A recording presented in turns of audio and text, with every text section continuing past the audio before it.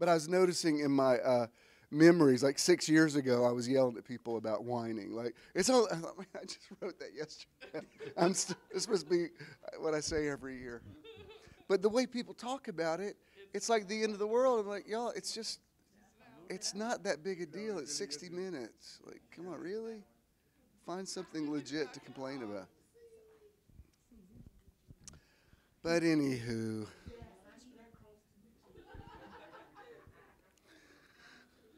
All right. Good morning. Good morning. Are we? Welcome to. If the theater was haunted. Yeah. Y'all hear that, right?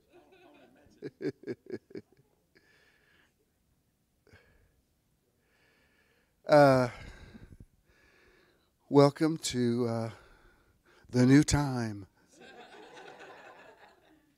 Behold, I do a new thing. We're already in agreement, so please remain standing, and we'll run this for the YouTubians, wherever they might be in the universe. Hello, and welcome to Metron. Metron means measure and sphere of influence, and we want to help you find your Metron. Through motivation, enlightenment, transcendence, renewal, outreach, and networking. We're excited to have you here today and hope you enjoy the service. Good morning, people of Metron. Welcome. We welcome the YouTube people. You look great, having lost an hour of sleep last night. I can't tell that you're any worse because of it. Did you see that meme I posted of it was Oprah? Instead of you get a car, you get a car. It's like you lose an hour, you lose an hour. Everybody loses an hour. Well, I'm glad you're here today, and I've got a good word for you, and I know Judah's got something good for you, and we'll see who shows up late, who forgot to. Actually, do you even set? The only thing I have to set my clock on is my stove. Everything else is automatic, you know. But it used to be, remember, you have to go through the house and go through every clock, and yeah, and the car one you have to do manually, but we're here, and I just speak the restoration of that hour to you, rest-wise. We're always glad when he's able to be with us. Always glad to have Stacy with us. Would you welcome Pastor Judah Swilley? Judah, come do your thing.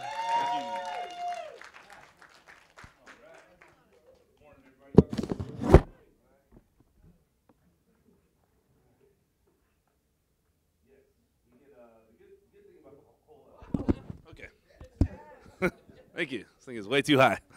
The good thing about the daylight savings time is we get a little bit more daylight. We get a little more sunlight, so that's good. Instead of getting dark at 6 p.m., I think it'll get dark at like 8 now because it's all a little bit later. So I'm excited about that.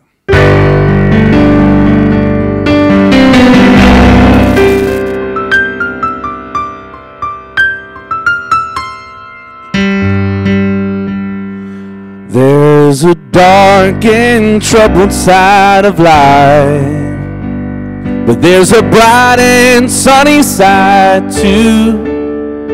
Though we meet it with darkness and strife, the sunny side you also may view. Keep on the sunny side, always on the sunny side. Keep on the sunny side of life. It will help us every day.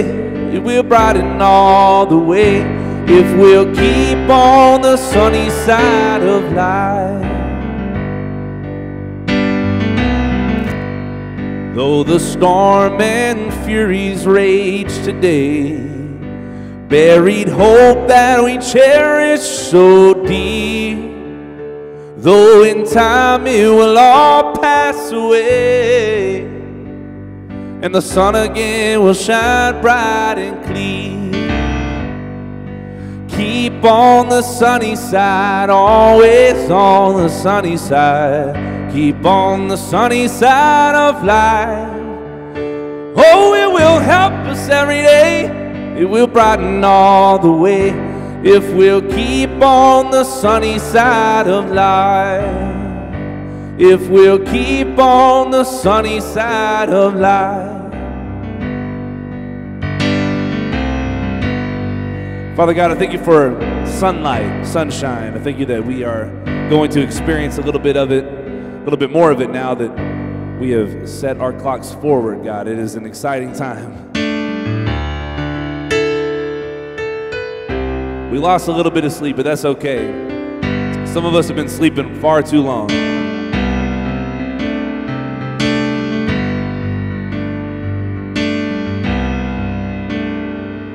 Let the king of my heart be the mountain where I run, the fountain I drink from, oh, he is my song. Let the king of my heart be the shadow where I hide, the ransom for my life, oh, he is my song.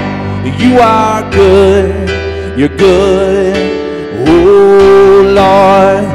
You are good, you're good, oh Lord. You are good, you're good, oh Lord. You are good, you're good, you're good. Let the king of my heart be the wind inside my sails, the anchor in the waves, oh, he is my song. Let the king of my heart be the fire inside my veins, the echo of my days, oh, he is my song. You are good, you're good, oh Lord. You are good, you're good, oh Lord. You are good, you're good, oh Lord. You are good, you're good, you're good. You're never gonna let me down, down. You're never gonna let me down, down. You're never gonna let me down, down, down.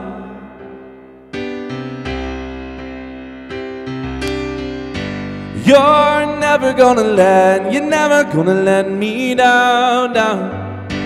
You're never gonna let me down. You're never gonna let me down, down, down. Let the king of my heart be the wind inside my sails, the anchor in the waves, oh, he is my song. Let the king of my heart be the fire inside my veins, the echo of my days, oh, he is my song. Let the king of my heart be the wind inside my sails, the anchor in the waves, oh, he is my song. Come on, let's just close our eyes today. God, I thank you that you have given us a song in our heart, a song in our spirit. God, it is a song that we will sing for all eternity.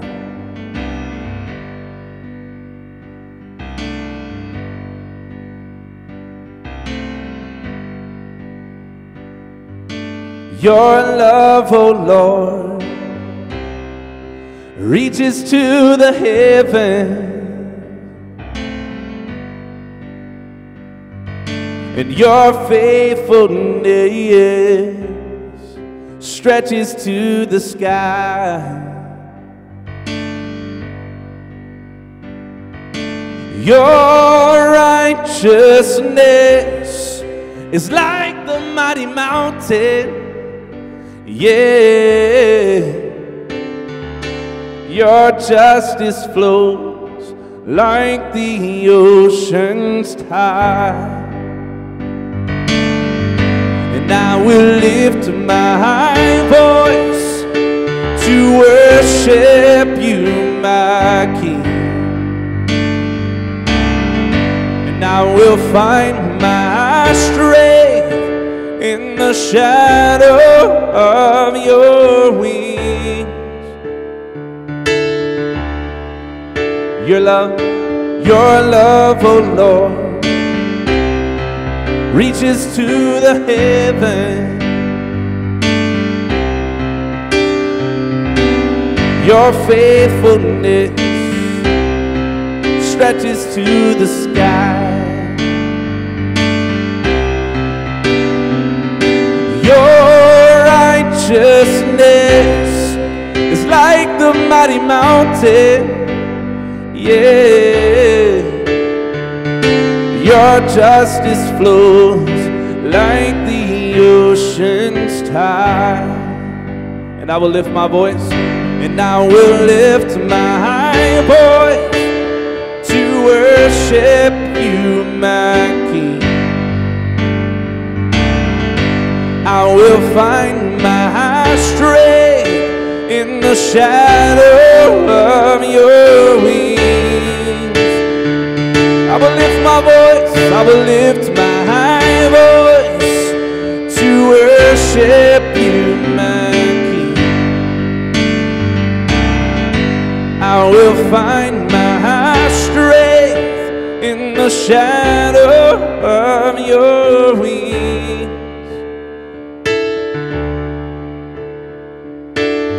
Open up the skies of mercy, rain down the cleansing flood, healing water rise around us.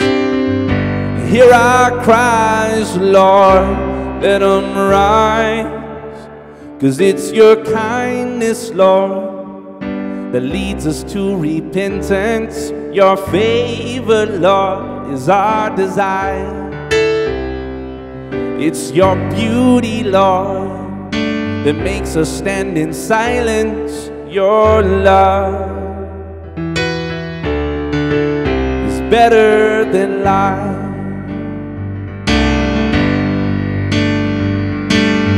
Open up the skies of mercy, rain down the cleansing flood, healing water rise around us. Yeah, hear our cry, Lord, let them rise, 'cause it's your kindness, Lord, that leads us to repentance. Your favor, Lord, is our desire. It's your beauty, Lord, that makes us stand in silence. Your love, it's only your love, and it's better than life.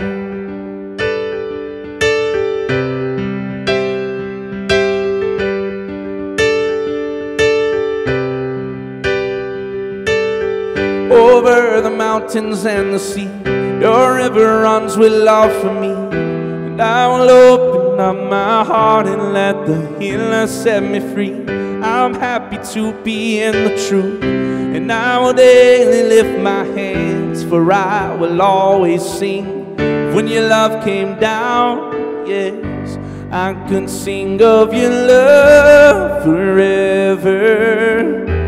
I could sing of your love forever, God. I could sing of your love forever.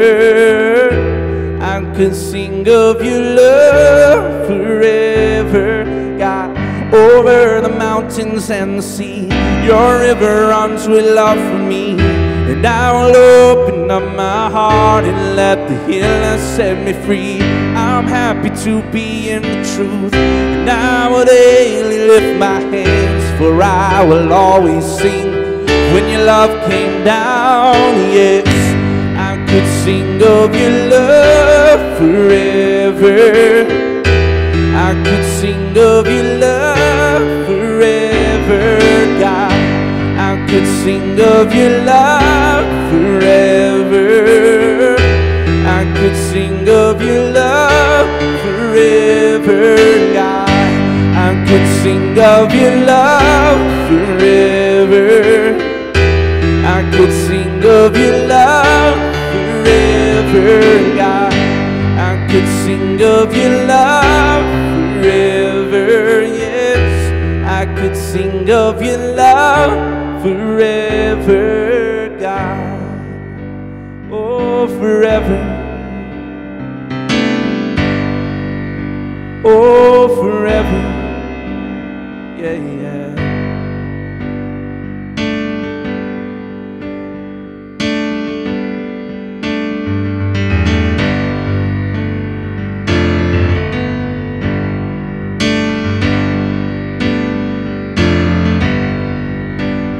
God, I ask that you speak in this service, that there be love here today, that we know who the King of our heart is, God, the King of our lives. Thank you that you've instilled love within us, that it overflows like a cup that runneth over. God, I say that we're so filled with love that it just seeps out to everybody around us. Every word we speak is a word of love, that every thought we think is a thought of love, and that we are made whole today by your loving kindness.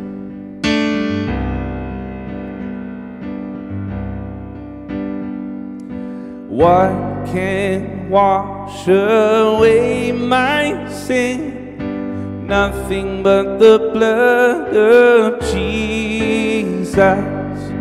What can make me whole again? Nothing but the blood of Jesus.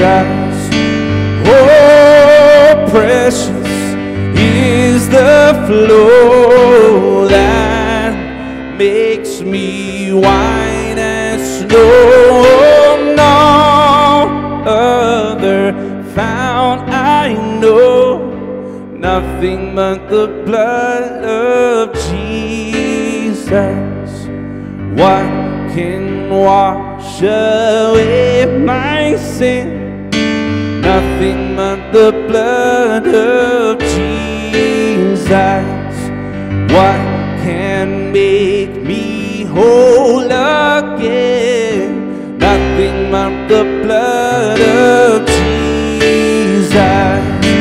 Oh, precious is the flow that makes me white as snow. No other fount I know, nothing but the blood of Jesus.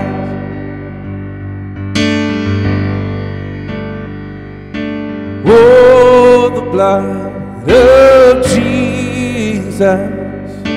Oh, the blood of Jesus.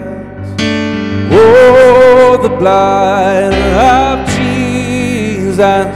It washes white as snow. Oh, the blood of Jesus. Oh, the blood of Jesus. Oh, the blood of Jesus. It washes white as snow. Oh, and it reaches to the highest mountain. Oh, and it flows to the lowest valley. Yes, the blood that gives me strength from day to day, it will never lose its power. Come on, one more time. Oh, and it reaches to the highest mountain. Oh, and it flows to the lowest valley. Oh, the blood that gives me strength from day to day, it will never lose. It will never lose. It will never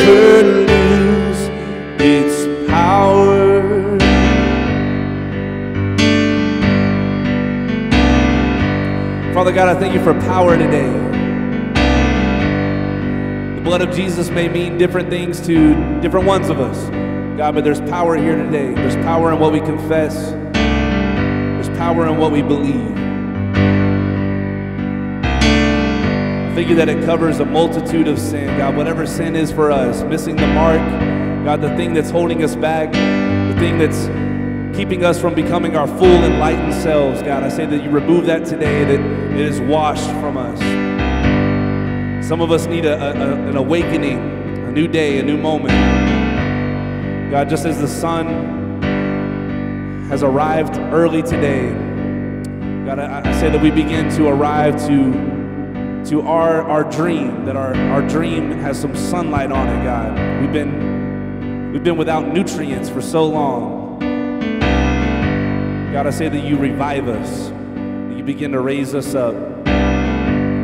For those of us that feel even dead, that there begins a resurrection. God, for those of us that feel lost, that we begin to find ourselves again. For those of us that feel sick or diseased, we begin to become whole again. I say that healing is in this place today, healing of our mind, healing of our body, healing of our soul. It will never lose. It will never lose. It will never lose its power. Amen. Yeah. Judas Swilley. Awesome. Beautiful, beautiful. Thanks, bud. Appreciate it. Give somebody a hug and tell them you're glad you're sitting next to them today, and then you may be seated. Maybe you should ask first.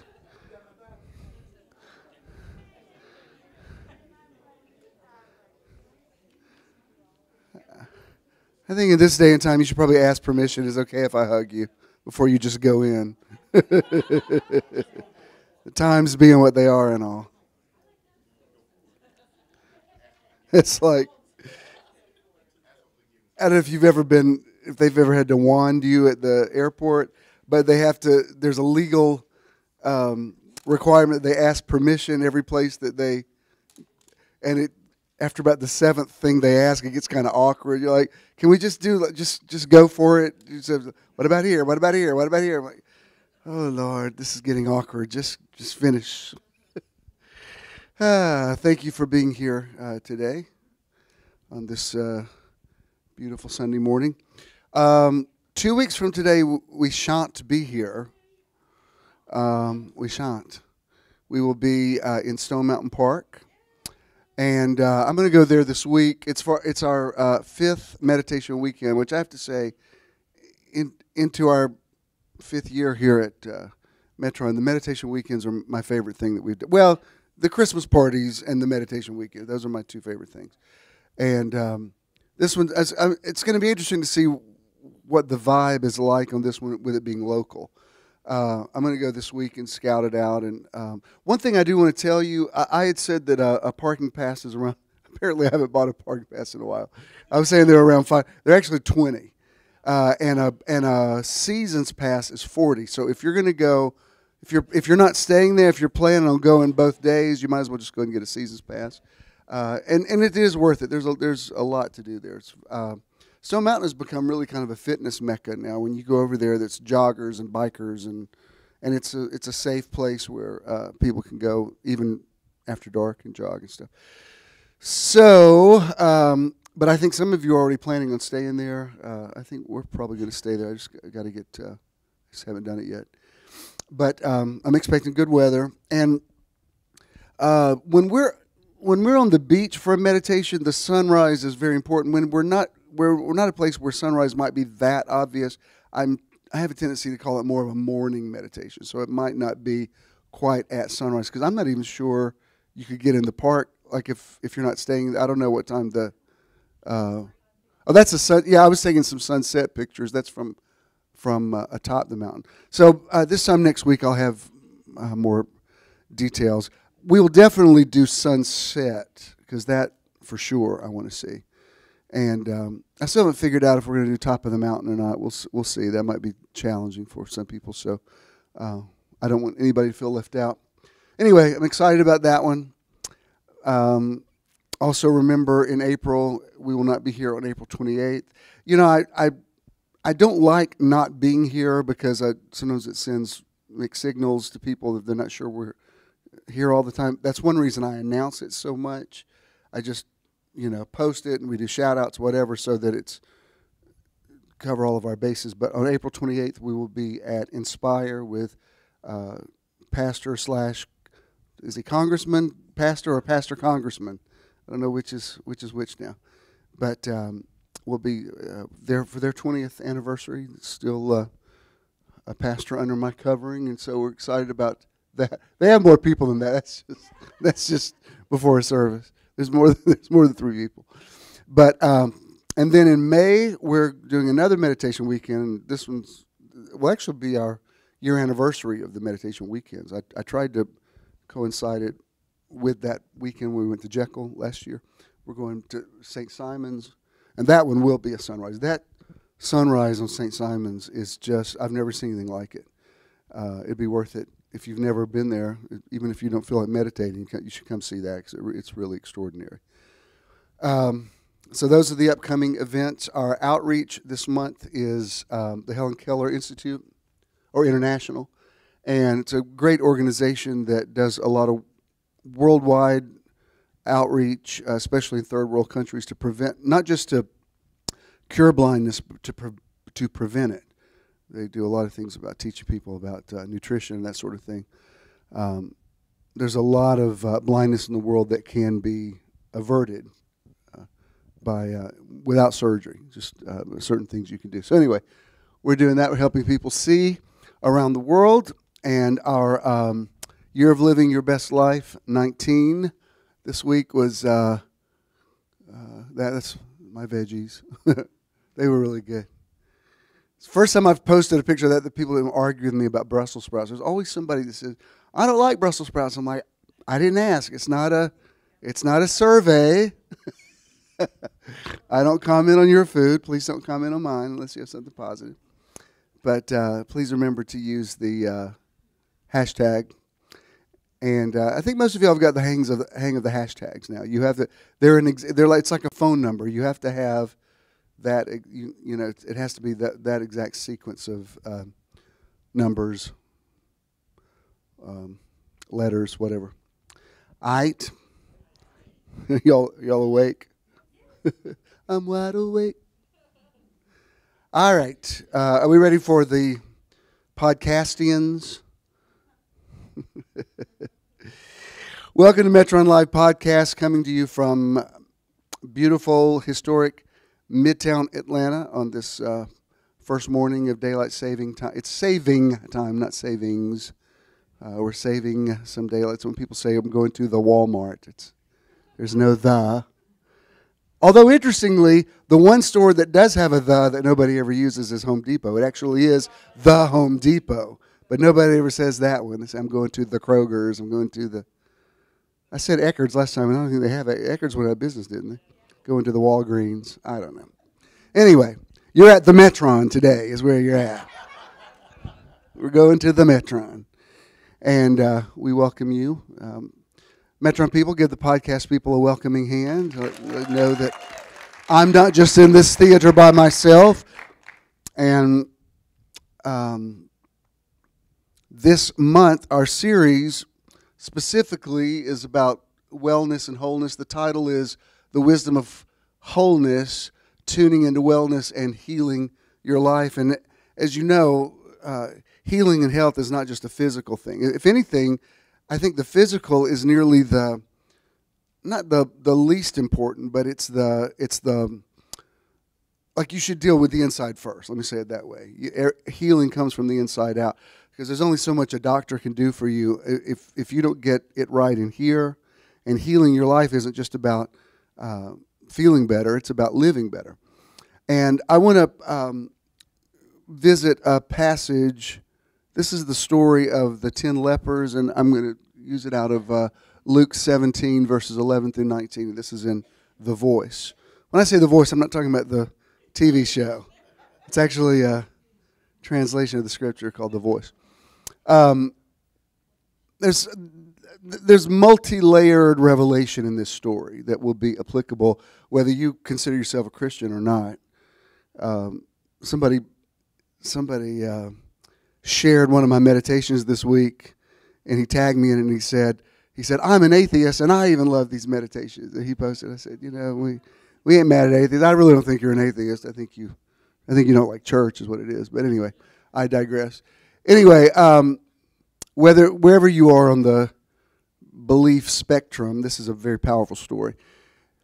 It says lepers shouting across. One thing about The Voice is when there's a conversation, they split it up they write it like a play. Lepers shouting across the distance say, Jesus, Master, show mercy to us. Jesus, go now and present yourselves to the priest for inspection of your disease. Now, before I go any further, this is really interesting. If you'll notice, there's hardly 2 times in the scripture that Jesus said the same thing about healing.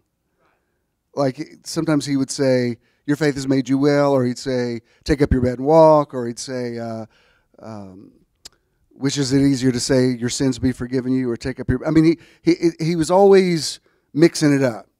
Jesus is anti-formula, which is the basic problem with Christianity, is that Christianity tries to formalize Jesus. And everything about Jesus' walk on the earth was in defiance of formula. Classic example is when he spits on the dirt and makes mud and puts it in a man's eye and he gets healed. And a doctrine was never created. You'll notice there's never a church of the mud eye. Are you a Baptist or a Methodist? No, I'm mud eye. My granddaddy was mud eye. We believe in spitting in the dirt and rubbing it in your eye because Jesus did it, and that's what we do. But that's really the, for lack of a better word, insanity of trying to formalize rhema words. And what's interesting about this is, to give you a little background about leprosy, and I'll finish the passage in just a moment. But leprosy is non-existent in our hemisphere, although there are some outbreaks of it around the world in different places. But leprosy is a very bizarre disease. When it didn't just affect your flesh, believe it or not. Can you believe I'm saying? I don't know if you ever saw Ben-Hur. Remember the mom and the sister got put into a leper colony? It's because leprosy was so contagious. You remember when back in the early 80s when there was the first appearance of AIDS, people thought it was airborne, and there was whole issues. I remember even whatever that building is on Ponce across from Mary Mac's, they were talking about making it into an AIDS clinic, and people just in that neighborhood just went crazy. They didn't want that there because they didn't know about the disease. They thought, if you were just within breathing range of it, you could get it. Now we know much better, and people are much more educated about really AIDS. You hardly even hear about it now. You hear about HIV, but it's so rare now that cases actually become full-blown AIDS. And now there's even some cases of where people have been cured of it. So eventually this disease will be eradicated. But the thing about leprosy is it actually did have long-distance contagiousness.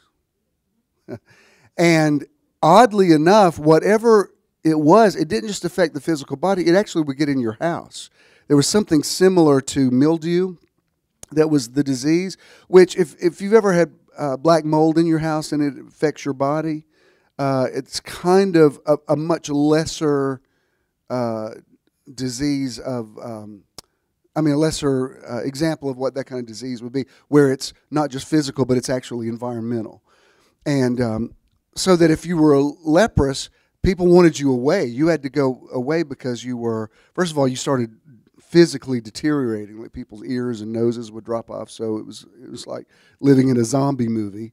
And then people were afraid of you. So it was required by law that if you had it and you had to interact with people at all, you were required by law to declare unclean. Like if you saw somebody within distance of you, you'd have to say unclean to say, like, don't get near me.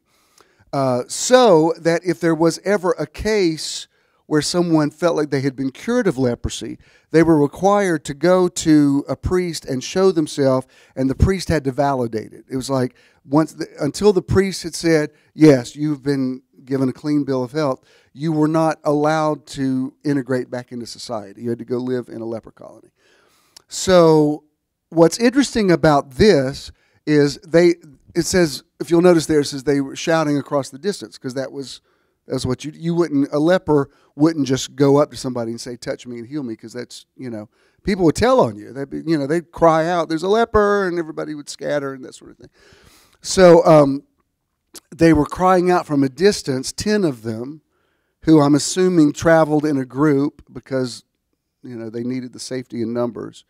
So they cry out to Jesus, have mercy on us, and he doesn't say you're well. He doesn't say be healed. He doesn't pray for them. I think it's really interesting. People think there was a whole lot of praying going on.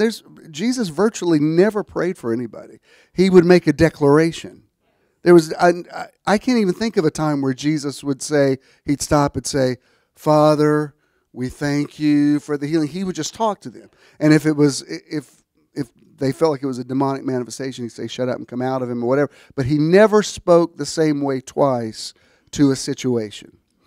And again, whether you believe these miracles are literal or not, this is a universal truth that bleeds through all of this, is there's not one solution to your problem.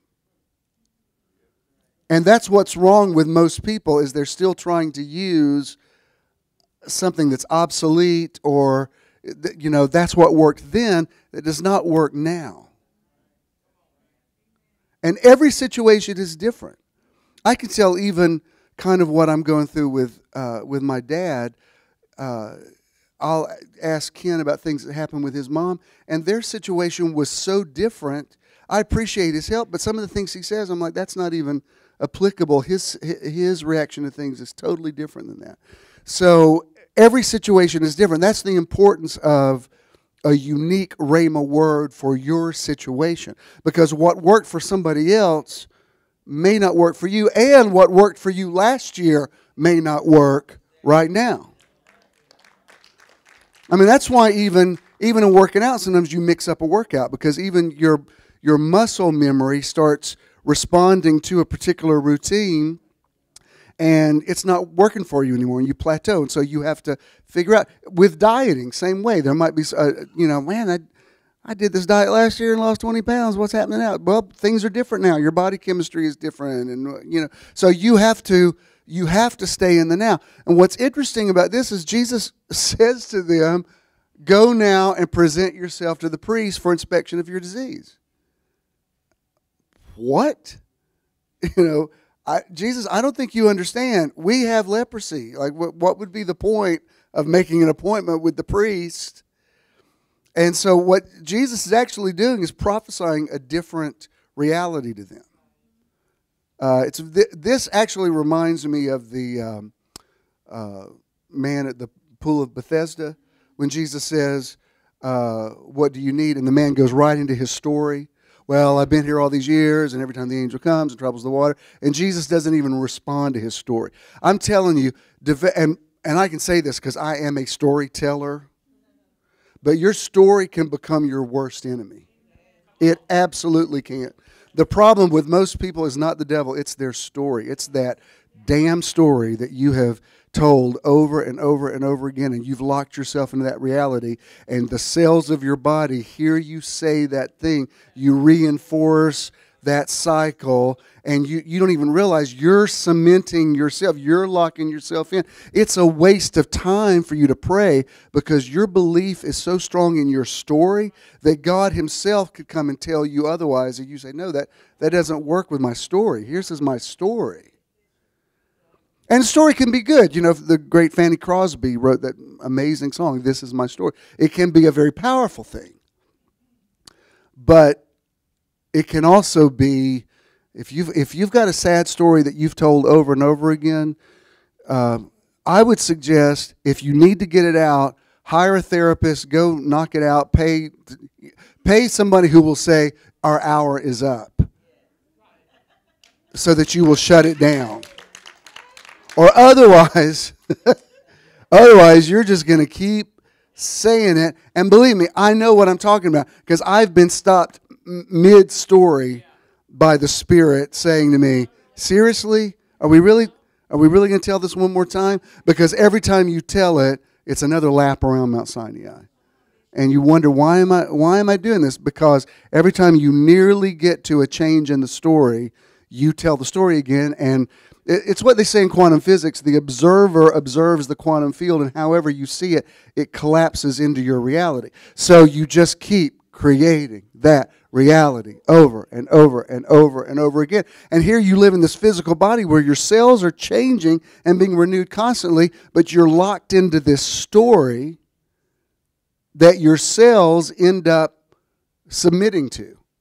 Your cells say, okay, I guess this is our story.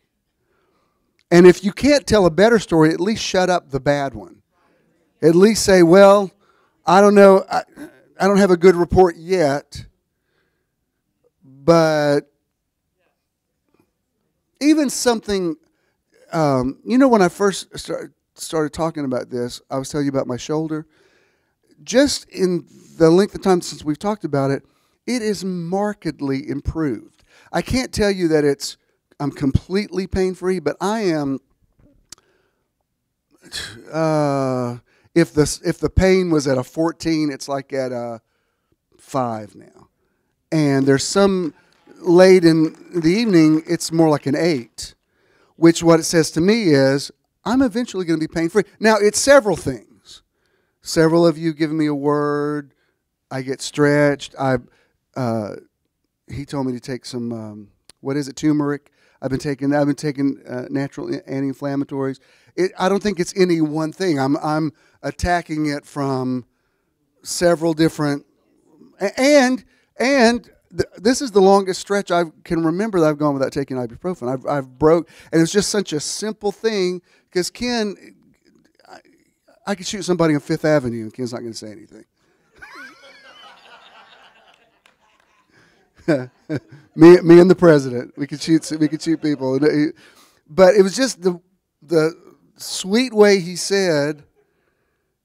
He said, "You think you're taking too much ibuprofen?" And it was just there was no anger to it at all. But when he said it, I thought, you know what? I think I am. I'm just in a habit of, oh, this hurts. This is time management. Let me pop these pills so I can get this out of the way and go do my thing. And what actually happens is, I went to see Dr. Sheila this week, and we were talking about how when you stop taking painkillers, your body starts trying to heal itself. But when you're taking the painkillers, you keep tricking your brain into thinking you're well, and so it stops the natural flow that your body tends toward healing, so that it actually becomes counterproductive. And sometimes you have to go do something. I read what you posted about getting a shot. Believe me, I've looked, give me that guy's name, because I wouldn't rule out a cortisone shot. I'm like, let's stop the pain. But I'm going to try this right now, and let's go with, when I was leaving Doc Sheila's office, we were talking about stretching, and we were standing there, and she said, well, even when she was telling me the difference between doing this and how it affects we were standing there, and she said, you do like this? I said, why do I feel like you put your left foot in? Are we doing the hokey pokey, doctor, or what exactly are we doing here? We had a good laugh. But anyway, what's interesting here is Jesus presents something to them that they had never thought of before. Because they're thinking, heal our disease. Jesus says, go act like your disease is healed. And that's a pretty bold thing to go to the priest, because you don't waste the priest's time. So anyway, look what happens. We go on, it says, they went, and before they reached the priest, their skin disease was healed. Now, let me stop right there. I don't know how long this was. This was not an instantaneous healing. when people traveled at this time, in this part of the world, you didn't just call an Uber and go somewhere. You were on foot. You were on an animal. You were, the next city, you got to cross rivers and mountains and whatever. I don't know where the priest was. I mean, it might have been a local priest, but who knows? It definitely wasn't something instantaneous. You don't text the priest and say, "Hey, we're coming over. Have you got a minute to check us out?" So the point is, there was some progression of healing in this. So it says, they went, and before they reached the priest, their skin disease was healed, leaving no trace of the disease that scarred them and separated them from the community. One of them, the instant he realized he had been healed, turned and ran back to Jesus, shouting praises to God. He prostrated himself face down at Jesus' feet. And the leper says, "Thank you, thank you." Now this fellow happened to be not a Jew, but a Samaritan. I'm telling you, it's interesting because the Samaritans really end up being the heroes in a lot of these stories. And the Jews just hated the Samaritans. This is just funny to me that the Samaritans, it's the good Samaritan. It's the woman at the well. It's like, they'll be mad at the Samaritans. So Jesus says, "Didn't all 10 receive the same healing this fellow did? Where are the other 9? Was the only one who came back to give God praise an outsider?" To the Samaritan man, "Get up and go your way. Your faith has made you healthy again." Now, if you look in most translations, it says your faith has made you whole. And Jesus would use this. He used it with the woman with the issue of blood. The woman with the issue of blood in Mark 5, her situation was similar to leprosy. And I don't want to know how people knew that she had this hemorrhaging situation. But the patriarchal writers of Mosaic law had some real misogyny in the way they dealt with things. Like when people say, "Let's get back to the Bible way," I'm like, "Really? You sure?" Because in Bible ways, when a woman was on her menstrual cycle, she was put out of the house. You weren't allowed to sleep in the house. I mean, that's cold. I mean, really? You got to leave the house? Yeah. When you're through, when you feel better again, get back here and cook for us. Or I'm going to sell you and get somebody else. I'm going to give you a writ of divorcement. People say, "Let's get back to biblical marriage." Have you read the Bible? I don't think you want to. Well, people today are trying to change marriage. The fact that you can't sell your daughter to the rapist for a reduced price means we've already changed marriage for the better. I think what you mean is traditional marriage. You don't want biblical marriage. When a woman says, "I want biblical marriage," you mean you want to share your husband with a harem? Because that's what biblical marriage was. It was one guy and lots of girls. But to the woman with the issue of blood, because she was ostracized, remember when he heals her, he calls her daughter in front of everybody, and he says, "Your faith has made you whole." This is the reason I want to talk about this, because you can get sidetracked on talking about Thanksgiving and that sort of thing, which there's definitely a truth in that. I don't want people to grovel, but I do appreciate a thank you. I don't like when I do something for somebody and they just take it for granted. Like, can I just tell you something that really bugs me? When I'm walking in and out of buildings, I'm always aware of other people walking in and out. So if people bump me, it's very common for me to stand there and hold the door for somebody. I am happy to do it. I don't like when you just walk through and act like it was my job. When people just walk through, I'm like, "Oh, you're welcome. I will get sarcastic on you in a minute." Like, really, it's 2 syllables. Thank you.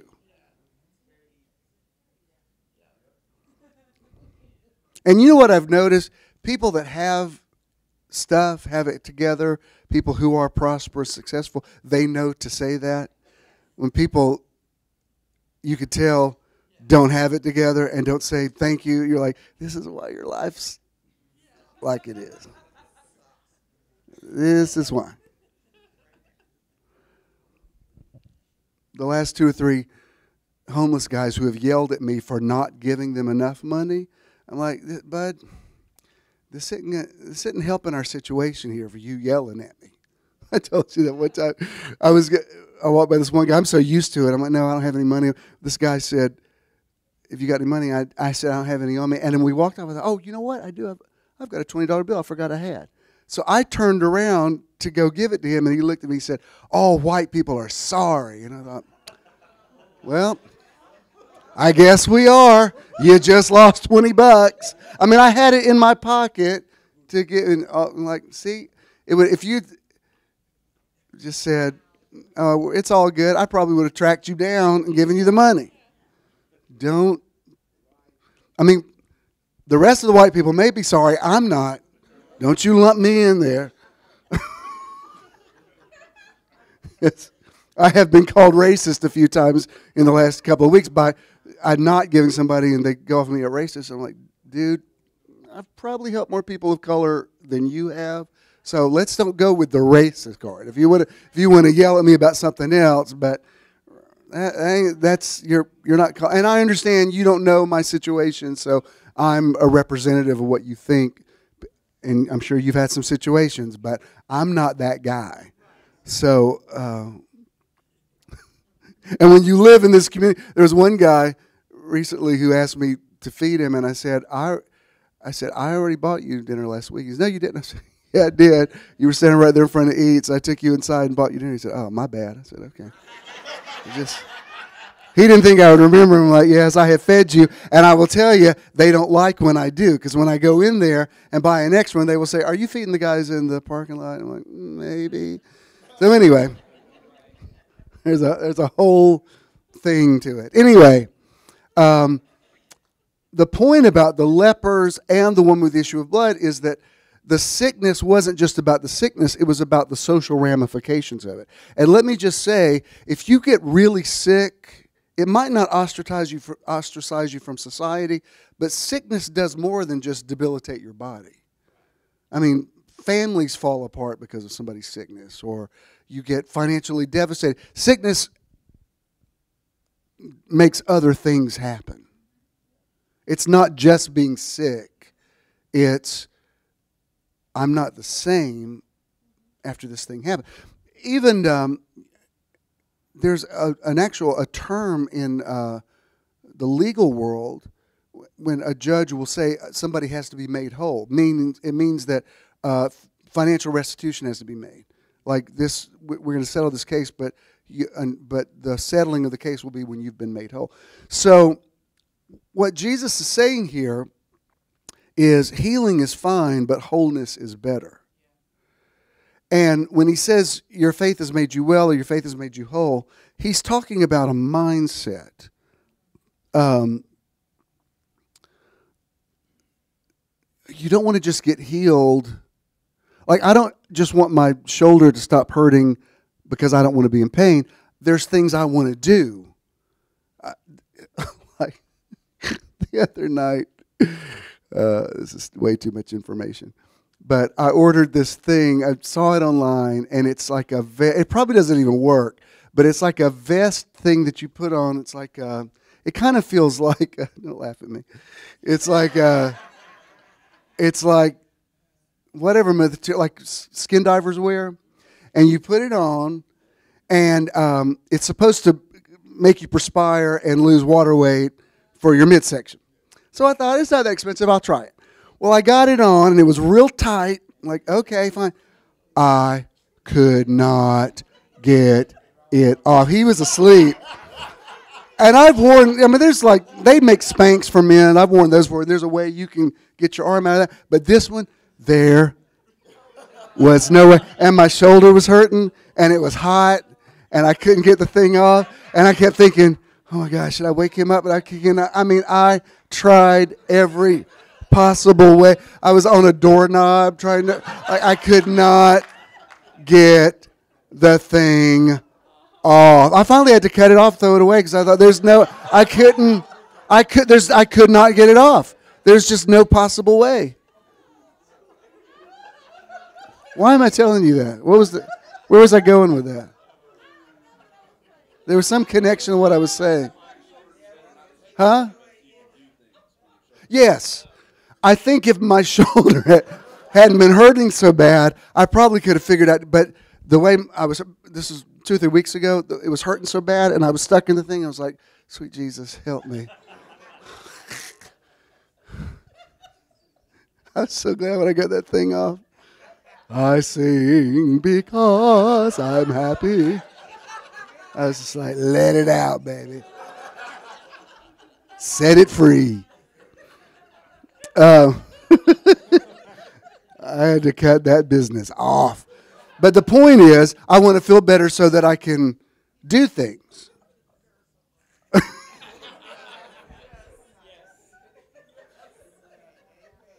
Man, especially women back in the day, I don't know how they did. Like girdles and waist pinchers and hose and everything. Good Lord. And it was worse back...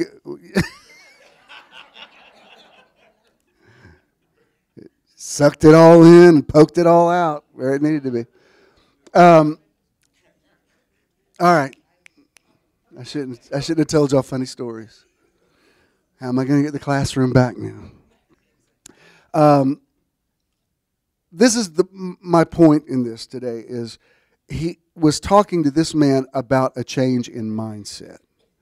Because what he's saying is yeah, all of you got the idea to go to the priest. You captured that part of it, but you didn't understand the propriety of coming back and realizing who told you that in the first place.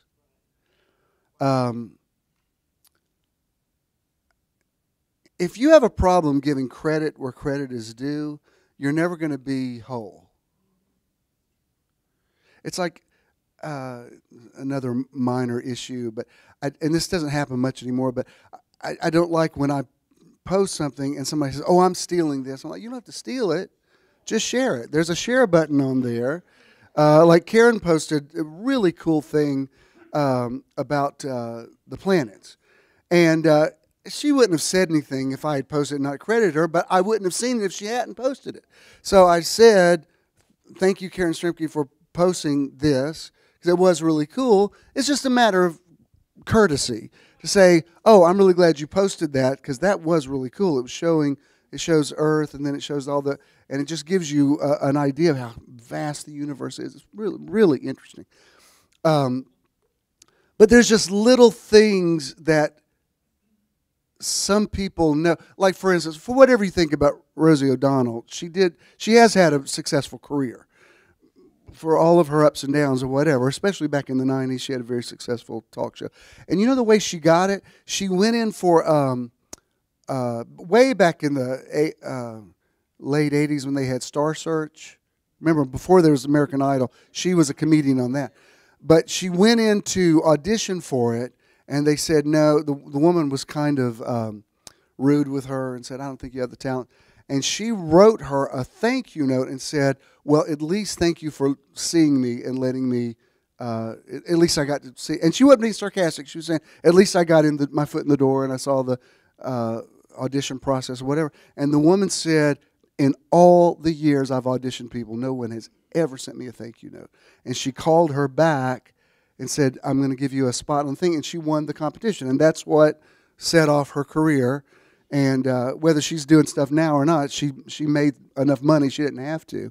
But it was just interesting that a little something like understanding that is what separates the healed from the whole.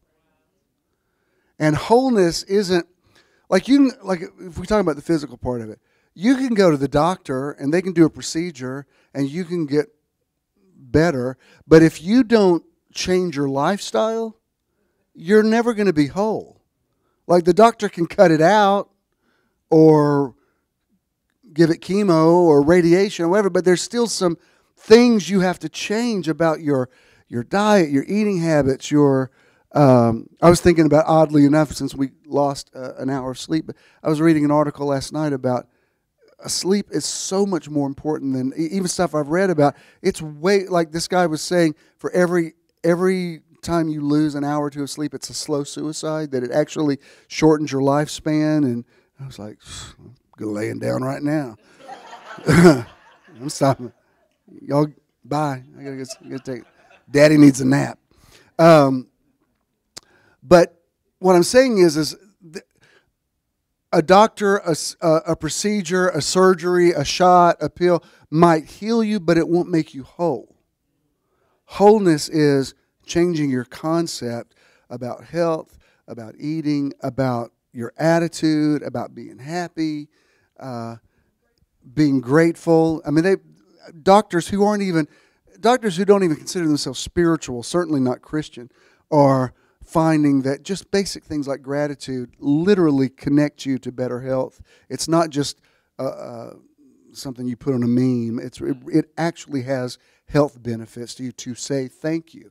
And what this man, it's not just the courtesy of this 1 in 10 coming back saying thank you. It's that he has a get it factor. He understood, wow, if you hadn't said this thing to us about going to the priest, I wouldn't have gotten well. These other guys apparently went over their head. They were just like, ha ha, I'm good now. See ya, suckers. I mean, that's kind of the way, that's the way they, it doesn't say that in the original Greek, but that's the implication. It's like, ha ha, I'm back, baby, I'm back. And this one guy said, no, I need to go back and thank this guy because this is awesome. I'm healed. And sometimes there's just basic things that somebody does. You're like, oh, okay, that's just showed me what you're made of. That's awesome. And sometimes it's a basic thing like a thank you or whatever. You know, we're coming up on, we're about to celebrate our 7th anniversary together. And we married late in life, and he's got kids and I've got kids. So our choice is we keep our finances separate. He's got his, I got mine. We have a joint account that if we go on a trip together, we put it. But that's his, like he helped his son with a truck this week. I do stuff for my kids. So we're all, that's just our choice. It might not work for you, but that's our choice. And so we never agreed to this, but there's this kind of an unwritten thing that, if we go out to dinner, I pay for it one night, he pays for it the next. That's just kind of the rhythm we got into. And of all these years that we've been together, we still, I don't care if we just go somewhere and get a bowl of soup somewhere, we'll always say, oh, thank you for dinner, or whatever. It's never, I don't assume it's, that's that's, you used your card, and it doesn't matter if it was an expensive dinner or not, it's, oh, thank you. I'm so glad that I'm in a relationship with somebody that gets that concept, is that nobody owes anybody anything. Even if you're married to somebody, it's not like, it's all mine now. What do we got? No, it doesn't work that way. You know what I mean? I mean, he got, doesn't mind me telling this, but he got some money when his dad passed. It never occurred to me that I was going to be the benefactor. I mean, I didn't think about it. He wanted to give some to here and helped us with the Christmas thing. And I wanted a new washer and dryer. And I got the ones that I wanted. They're really nice. He showed me these. I said, actually, I really kind of like these. They cost a lot more, but they look cool. I like these ones that look kind of space age, whatever. And he said, okay. I don't think there's one time that I put something in that washing machine that I don't think, I'm so glad we got these ones that I like. I like it. It's like, and that's just a simple thing, but I'm like, I'm glad you bought me the ones I like. Because if you didn't, every time I looked at the ghetto ones, I'd be like, this isn't the one I wanted. I mean, it does the job, but it doesn't look cool and space age and. Well, I wouldn't go that far. Because it makes you enjoy doing the laundry. No. You're out of order. But I do like that. And it's just a simple thing of somebody saying, no, you're valuable enough to me, get what you want. Those are simple, basic things. That's what makes a good marriage. I mean, there's other stuff, obviously, sex and romance and commitment, all yeah. But it's those little courtesies in a day that just says, I value you as an individual. I do not take you for granted. I mean, I would go so far as to say if you're in a traditional relationship where one of you does the laundry and if you're the one who gets that blessing, thank that person. When you open that drawer and there's clean underwear in there, it's like, thank you for doing the laundry. I don't want to thank them every time. Well, that's why nobody wants to live with you.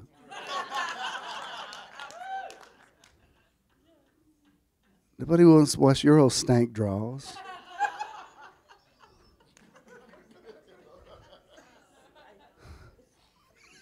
I'm sorry. I got a little Decatur High School came out of me just now. All right. This Laurie Buchanan, PhD, says this. A major component of health and wellness, gratitude helps us to appreciate the blessings we already have and sparks the anticipatory pleasure of blessings to come. That's basically what he's basically saying. Go create a reality for yourself that looks impossible to you right now. That's why, within reason, I'm not saying that you should go and live above your means, but I'm telling you, if you're in a situation where you're really struggling financially and it starts affecting, you start getting a poverty mentality, you need to go do something nice for yourself. You need to break out of that. Sometimes the best thing you can do, especially when saving a little money at this point ain't going to help a lot. Why don't we take what we got, go get a big jar of pennies and take it to that machine, get you some cash, and say, let's get dressed up, let's go out, let's go someplace really nice, order whatever we want, let's get wine with dinner, order dessert, whatever you want, because at least for tonight, we're going to feel prosperous. You say, well, that's not really smart. Sometimes it's the smartest thing you can do. It's breaking the cycle. And, well, even something, and I don't know why I'm talking so much about this, but with his son Brandon, he had a situation with a truck he just bought that had a defect in it. So one night, it was Thursday night of last week, Ken actually went with him to a long deal to get this dealer to take responsibility for something defective that they had sold. So he ends up getting a new truck. And there was one that he wanted that did cost a little more. And Brandon works really hard. He's a welder, and he works long hours. And it was between two trucks. And I was glad I got quoted in this because Brandon was talking himself out of the one that he wanted. And Ken said, well, it's like Jim says to me, you work really hard, get what you want. Because he had bought a phone recently, and it had some bells and whistles on it that he wanted, and some old school thinking came in. He said, maybe I shouldn't get this one. I said, look, do you know how hard you work? And you take a lot of pictures, and your photography is important. Get the one you want. Who cares if it's a little more every month? So what? Get that one. And it's just a simple thing just to, again, not go live beyond your means, but when you're not good to yourself, like if it's something that's important to you, if it costs a few extra dollars, get the one that you want. That's why if I'm going to go pay for a hotel that costs a good bit, yeah, I want the one with the view. Don't put me in a room. Well, what I'm paying for this room, I don't want to look at this alley. I want to look at over there. And I'm not going to be a diva. I'm not going to be hard to deal with. And you'll find most places, if you ask for it, they will accommodate you. They don't care. They're like, oh, we didn't know you wanted to look at something nice. Yeah. And again, it's not that you're being difficult. It's like, no, this is what I want, and it's worth it to me. Like when we went to New Orleans, I don't know when I'll be back in New Orleans again. It cost a little more for the room that had the balcony overlooking Bourbon Street. That's the one that I wanted. I thought, I don't know that I'll be back here again. I want to sit out and eat beignets for breakfast on this balcony. That's what I visualized. That's what I wanted. I don't want, if I never go there again, I don't want anybody to say, did you stay in New Orleans? Yeah, I wanted to, but I didn't get I really wanted to have breakfast out on that balcony, but it cost $50 more, and we just didn't do it. Oh, really? What are you going to do now? I guess I'm going to die now. It ain't going to help. That $50 ain't going to change anything. While you're in New Orleans, get the one you wanted. If you can afford it, if you work for it, don't ask me for it. But if it's your money and you don't text me later today and say, Bishop, you said get the better one, and I didn't know. I'm not talking about that. I mean, if you worked it for you, get the one you want, and then be grateful for it. All right. I know you think I'm just being funny, but I'm teaching you about wholeness today. All of this is about attitude and how you see life, and let me say, with gratitude, then if you right now can't afford what you want, then be grateful for what you do have. Because if you curse what you have right now, you're cutting yourself off from more coming. So if you're wanting to buy the house, take care of the apartment before you buy the house. Because it doesn't work if you curse the apartment all the time. You're setting something in motion that's going to keep you from enjoying the house when you buy it. Because there's some great perks to renting an apartment. If that toilet gets broken, you get to call somebody. It's their responsibility. When you own that toilet, you got to pay for it. So owning is great, but renting is great. Be happy wherever you are. Marriage is great. Single is great. There's perks about both. When single people say, I just wish I had somebody for the holidays. I'm like, baby, I know some married people that would trade places with you in the heartbeat. Just enjoy a drama-free Christmas. You know, single people, I've told you for years, better to want something you don't have than have something you don't want. And if you don't get what you want, then don't get it. Don't assume anything about it. Don't assume all single people want to be fixed up. Don't assume all married people are happily married, because you don't know what's going on. I'm all over it today. Don't shout me down just because I'm preaching good. What's next? Hippocrates. This is where we get the Hippocratic Oath, sort of like the father of medicine. It's a meme. It says, the natural healing force within each one of us is the greatest force in getting well. That's what I've learned just this week, just not depending on a painkiller. I can tell my body is naturally trying to do the restorative work of healing itself. I mean, I'm telling you, when I first talked to you about it, I couldn't have done that without really being painful. And I feel it, but it's so much better. And what it does, it encourages me to say, no, my youth's being renewed. I will get to a place. He even asked me this week, he said, if you let Patricia do Reiki on you, I'm like, if she'd come visit Metron, I would. So you're here today. I'm just busting your chops. That is what I said, though. Yeah, tell her I'm in a theater in Atlanta. Yeah, I know you're dealing with Miss Lillian. But I'm like, sure, I'm open to that. Let's get some energy going. Like, I don't understand when people get it locked in, they think this is the way it has to happen. What is wrong with you? Why not be open to everything? Why not say, yeah, okay, I'll try that. I haven't tried that, but okay. I hate when somebody's a know-it-all and you say, have you tried so-and-so? No, I read somewhere that's like, well, shut up. I'm just trying to help you. You know, who knows? It might work for you. I don't know. I knew somebody that did. Oh, God.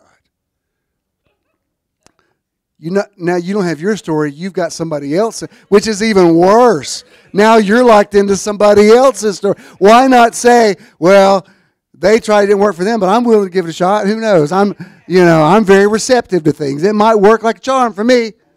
You don't want to try it. I need my cousin's uncle. He tried it and it didn't work for him. He died.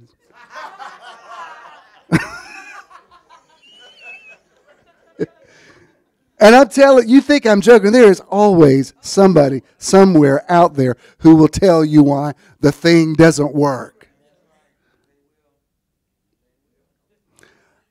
I knew somebody, and Judah will know who I'm talking about. It was a friend of mine who we just had the oddest stronghold because everything I ever suggested to him, like he couldn't sleep, I said, have you tried melatonin? And he tried it. Oh, I've never been able to sleep again since then. No matter what I told him, it would backfire on him. And I was like, I think we got a strong. Till one day we were out somewhere and we stopped at like a Planet smoothie. And I said, have you ever tried? These smoothies are really good. We got a strawberry smoothie. And he's like, I don't know, it burned my throat. There was something I said, really? a strawberry smoothie from Planet Smoothie, of course it burns your throat.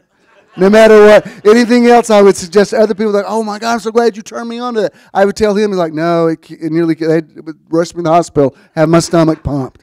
I'm like, you know what? Note to self, don't ever suggest anything to you, because it was just this attitude that he had. No matter what I suggested, it worked for everybody else, backfired on him.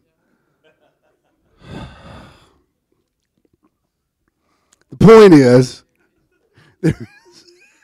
a healing, you know, I've told the truth. There is a healing force in all of us. And sometimes, if you'll just get out of your way, your soul, your body, your mind is trying to... You were born to be positive.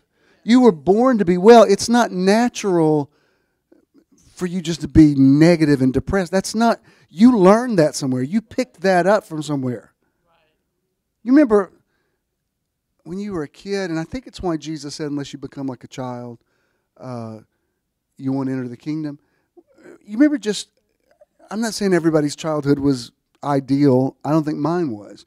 But there was a thing about childhood where you just believe, you could just believe that good things would happen, believe in possibilities, but you know, you just could believe it.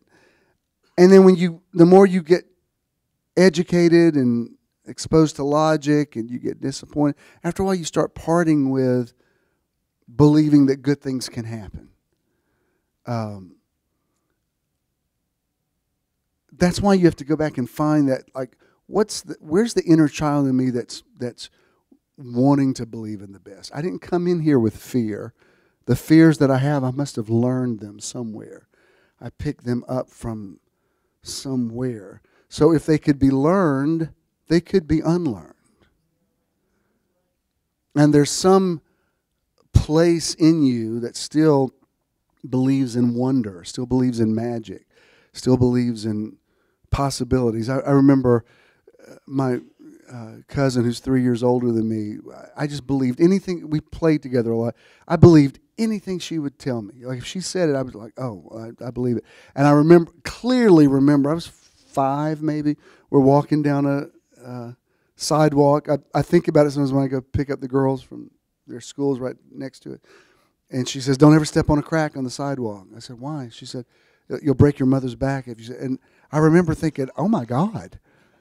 And I don't believe that's true, but when I walk down a sidewalk, I just subliminally avoid stepping on a crack. It's like it's so ingrained in me. I don't think it's going to do anything negative to my mom, but I'm like, I don't know. I remember that one day on North Avenue in 1965, Janet told me not to do it. But those are impressionable attitudes that you have that can work for you if they're programmed positively. This Bella Blue says this, your body holds deep wisdom. Trust in it. Learn from it. Nourish it. Watch your life transform and be healthy.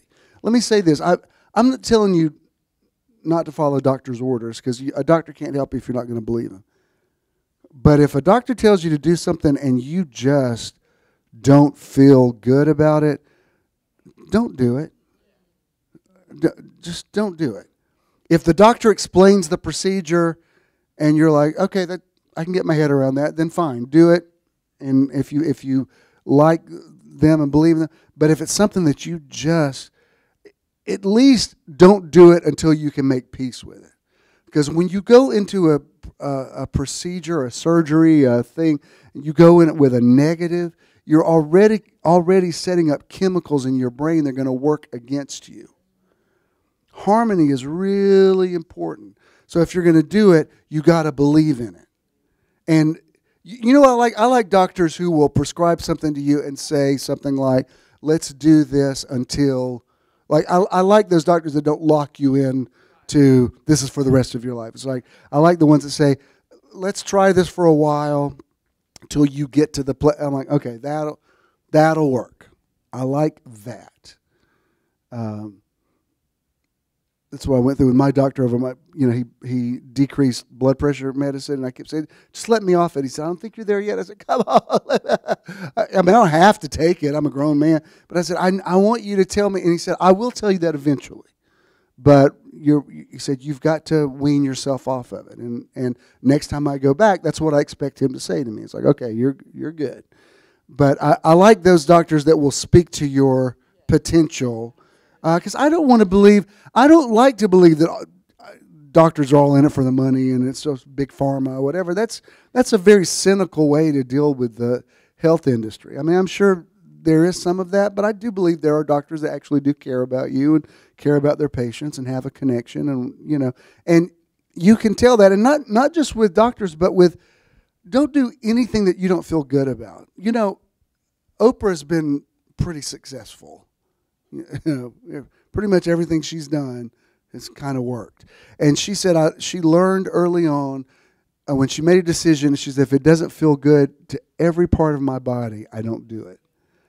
And I thought, wow, that's really, because I've made some decisions like, yeah, it feels good, but somewhere in here, something in me's going, are you sure?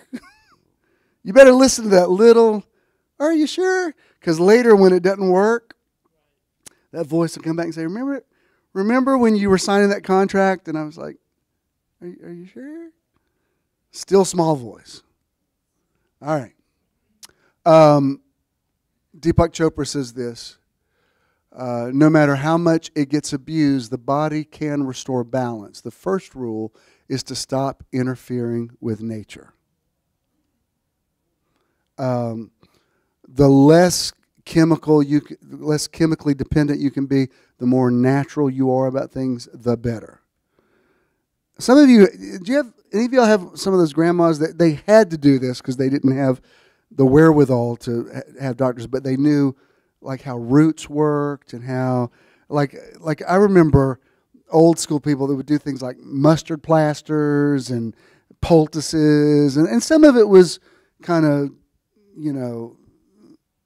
a mixture of, I don't want to say voodoo, but, some of it was like, it's a little weird. But some of them were on to things that have been medically validated now. The doctors will say, yeah, that's why they would tell you to do that. And it's an amazing thing that in nature, there is something for every ailment that you can have. There's something there that in your diet or whatever. So just having a balanced diet without taking supplements, just having a balanced diet puts the possibility of your health, it increases your chances. And if there's something you're really craving, you pay it. And I'm not talking about just wanting Oreos. That's the devil. I'm talking about something that your body keeps saying, I feel like I need that. Well, you probably do. So you have to learn to listen to it. Sometimes your body just says, I just need to rest. I just need, I need my digestion to work. I need, sometimes it's nothing more than that. It's just the basic flow of life. I need to be in that flow. I'm telling you, I say a lot about it, but you'd be amazed at how many things are just dehydration. Half the stuff that people go to the hospital for it starts with dehydration. It's not. It doesn't give you cancer or so that, but it starts negative things happen. Just before you just start popping pills, go drink some water, and just allow the natural flow of your body. Just drinking enough water flushes stuff out of your body that needs to be flushed out. Well, I just don't want to be in the bathroom all day. It's that or be in the emergency room. What's a few extra trips to the bathroom? Nobody cares about that. It's much better than, well, I didn't have time. I would take a lot of pee breaks. Oh, yeah? Well, now we're hooking up an IV to you. So how's that working out? How's that working out? You got time for that? You got time for that bag?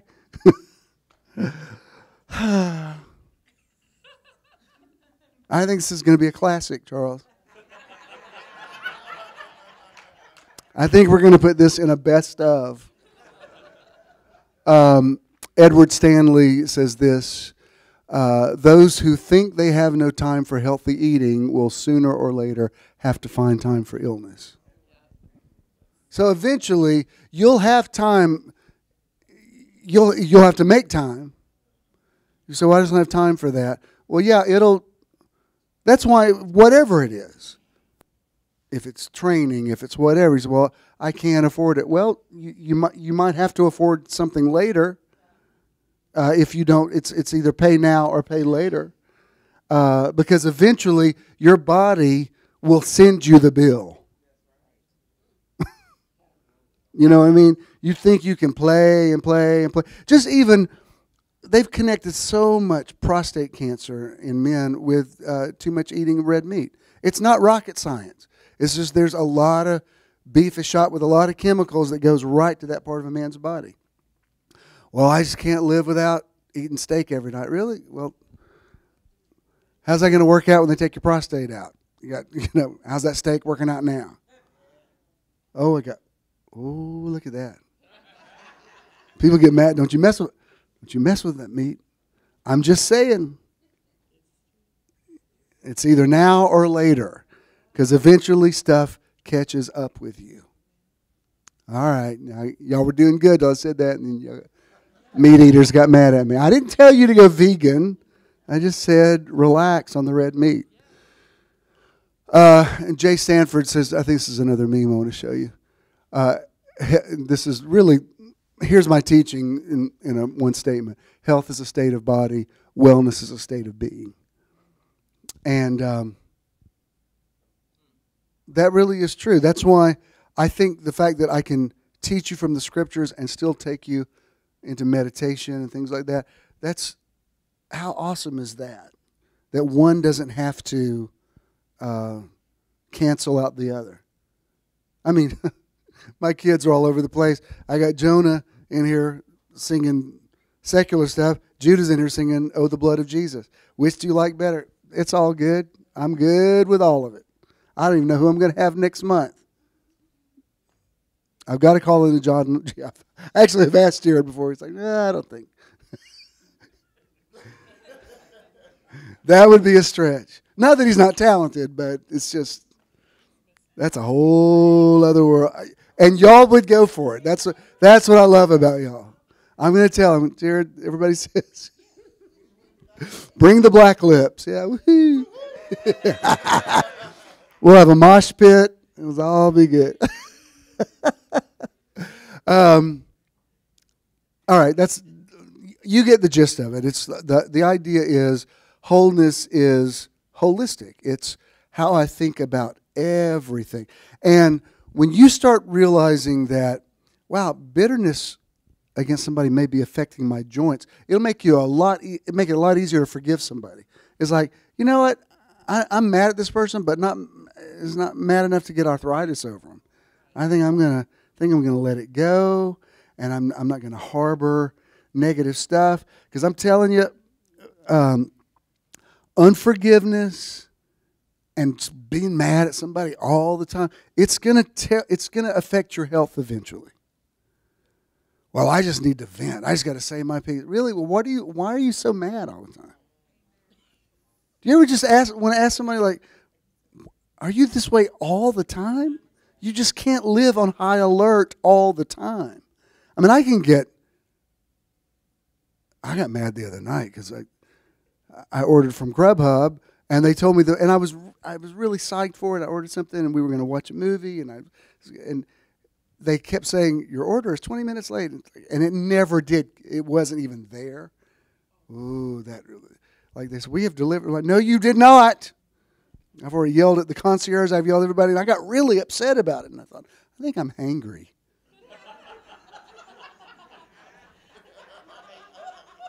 You know what hangry is? It's like, well, I'd been like for over an hour.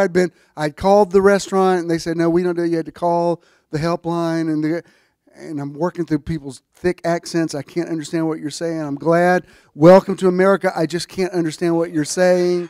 No, I'm glad for I don't mean that in a negative way. I'm just saying I don't understand. Can you just slow down and say it a little? what are you saying?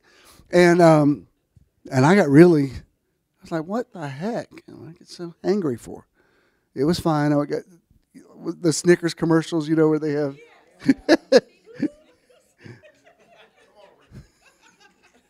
Yeah, Aretha's got a new. Initially, the first one was Betty White, but yeah, the one with Aretha was funny. So think about how you're responding to life. So what's not affecting me? Really? If you're mad all the time and you're sick all the time, you might want to connect those dots. If you're feeling victimized all the time and you're in pain all the time, I want to connect those dots. Like maybe there's a connection. It might be completely unrelated, but probably not. And at least, I'm not saying that forgiving and letting go is going to make you totally disease-free, but it's going to make whatever you got a lot easier to deal with. I can guarantee you that. And especially as you get older, you ought to start being more at peace with life. I don't like this when I see older people get angry at life. I'm like, no, you should enjoy. Like, old age is when you should be nicer and sweeter. And I've learned my lessons. And I mean that's the way you should be. There was somebody on the news last night. Was she local? She just celebrated her 111th birthday. Was that a local person? I just saw that last night. And they showed her walking. She could walk around. And if you looked at her, you'd think, she's, I don't know, 80, 85 maybe. She's walking in and she's blowing kisses at everybody. She's happy. And I thought, that's why you're 111 years old. You know what I mean? Look at her being all sweet. She says, I don't know how long the Lord's going to let me live, but I live to see another birthday. Look at her being all grateful. Just like the one man that came back. So that woman figured out how to be whole.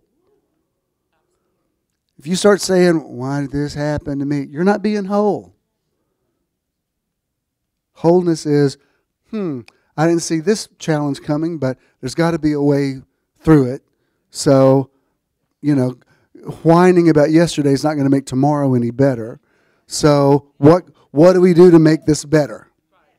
How do I get well? And if I can't get well, how do I deal with this? What do I need to do? Let me be proactive. Because shutting down on myself and having a negative attitude about what I'm dealing with is only going to make it worse. And griping to other people who can't help you is only going to frustrate you and them. Because other people don't want to see you suffer. And they're like, well, I don't know what to tell you. I'm working out my own salvation with fear and trembling. So I'm figuring mine out. You figure yours out. If I know something to help you, I'll tell you. But otherwise, figure it out. I hate when I see people get in that cycle. They keep reaching out to people for help. And like, no, the help's within you. You're just making yourself more and more frustrated. People can sit with you outside of Gethsemane, but you're still going to have to go in there and sweat your own drops of blood. I mean, that's Gethsemane 101. And you work out your thing, and you come out of it victorious. But you have to figure it out. And wholeness isn't a victim mentality, or why did this happen to me, or everything. I want to come back and visit this, but one little thing I wrote yesterday in my meditation was make peace with your choices. Don't even live in regret. Like if you say, oh, if I just hadn't, why did I do that? Now I have, no, don't. That's a negative way to think. Whatever is your reality is your reality. So deal with that and be proactive. I got to shut up. Let's all stand up.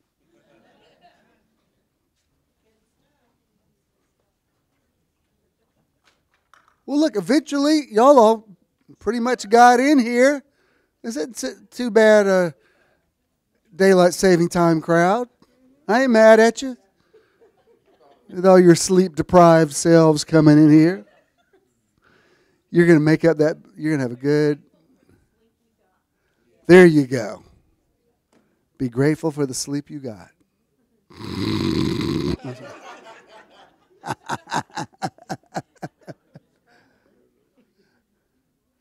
Did you get anything out of this today? Remain standing for this, and then I'll speak a blessing over you. Contributing to Metron is quick and easy. Easy peasy. You can give anytime using any smartphone. Anytime. Text the amount you'd like to donate. Just text 404-620-5044. that number. That's all you got to do. You will then receive a notification. You'll receive successfully it. Completed your donation. You'll be notified. You may also visit bishopthenow.com. You and can click visit. the support tab to give there as well. Support. When you contribute to Metron, you're also donating to the charity or organization Charities. of the month. Thank you for your investment into Metron. Thank you for your investment in Metro. If you're making a check, Danny will be back there to receive it. And if you have cash, just pay it forward. You might want to bless somebody. If you want to bless Judah, you can do that.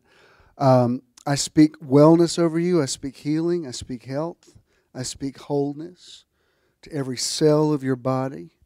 I speak to the life force that is in you, whether you call that the same spirit that raised Jesus from the dead or your life force, whatever it is, you are a living being, and you are destined for wellness and wholeness.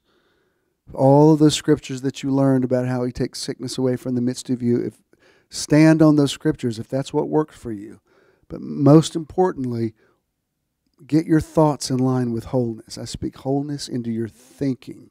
You think and act and feel like a whole individual. And it's manifesting in wholeness in your body. You will sleep well tonight. You'll be energized. Your youth is renewed like the eagles. And you wake up tomorrow saying, this is the day the Lord has enabled me to make. I will rejoice and be glad in it. Peace. Love you.